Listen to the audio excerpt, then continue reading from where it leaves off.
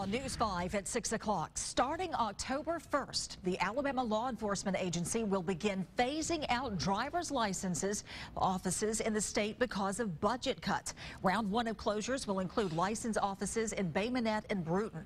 The second part of cutbacks, beginning January 1st, will affect Fairhope, Foley, Atmore, and Grove Hill. Law Enforcement Secretary Spencer Collier was supposed to be in Mobile today to talk about issues plaguing the driver's license offices. He canceled at the last minute because of an unexpected illness. Today, News 5's Emily DeVoe sat down with a man who says he's ready to take on the extra responsibility of new licenses if the state gives him the go-ahead.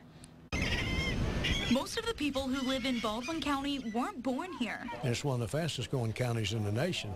And if you think about it, with our diversity of citizenship, we're going to have way more per capita a need for this in any other county. Probate Judge Tim Russell says their records show nearly 90% of the residents come from out of state or other countries, meaning they of course have to go through the process to get an Alabama driver's license. It's their first impression of the area, so if they get frustrated with long wait times, they usually have a bad taste in their mouth about their new home before they even finish moving in. We don't want our citizens to have to wait unreasonable lengths of time to get the services they deserve.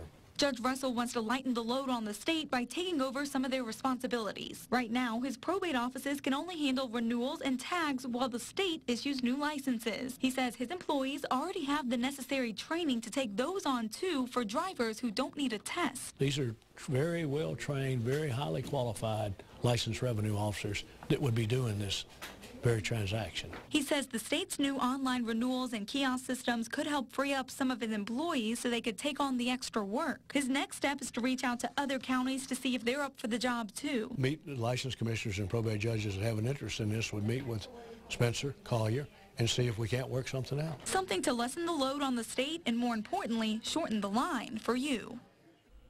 No matter what legislators decide for the budget, Judge Russell says he's going to keep pushing for his proposal. He told the law enforcement secretary about it on the phone, but hasn't been able to schedule a sit-down meeting yet. Live in the newsroom, Emily DeVoe, News 5.